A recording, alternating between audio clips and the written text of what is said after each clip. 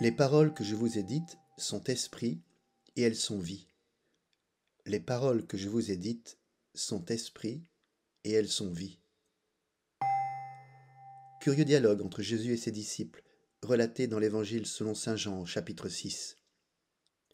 Jésus précise la nature de ces paroles, en réponse à la réaction de ses disciples, qui constatent combien la parole de Jésus est dure à entendre.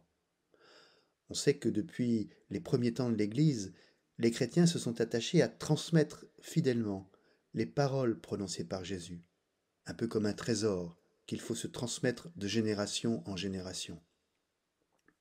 Si l'on croit que Dieu s'est bien incarné en son Fils, alors ces paroles ont une portée tout à fait singulière. Par les paroles de Jésus, Dieu nous parle. Quand nous lisons un passage de la Bible, Dieu nous parle personnellement. À l'image de la création du monde, les paroles de Jésus sont créatrices, elles produisent des effets. Que l'on songe au miracle qu'il a accompli, en prononçant les mots qui viennent libérer la personne malade. La parole recèle en elle-même le pouvoir de faire advenir ce qu'elle désigne. Dans la vie quotidienne, on peut prendre l'exemple du pardon pour illustrer le pouvoir créateur des mots. Je puis avoir pardonné au fond de mon cœur une blessure qui m'a été faite. Mais ce n'est qu'à partir du moment où je prononce les mots du pardon que mon interlocuteur se sent véritablement pardonné. Jésus nous dit que ces paroles sont esprit, c'est-à-dire qu'elles sont inspirées, qu'il les reçoit de son Père.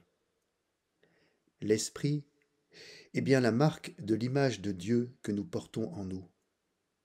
C'est parce que l'homme est capable de parler que son esprit, sa raison, son intelligence ont pu se développer, ce que la pensée grecque appelle le logos. Dans l'évangile de Jean, l'identification de Jésus au logos de Dieu est permanente. Enfin, Jésus nous livre ce message si lumineux, en nous disant que ses paroles sont vie.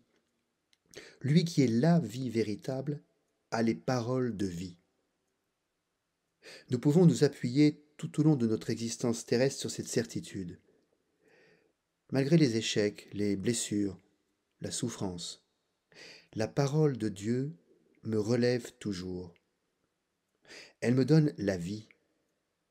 Oh, pas la vie confortable d'un univers dont je serai le centre, mais la vie véritable, qui m'établit dès à présent dans l'éternité.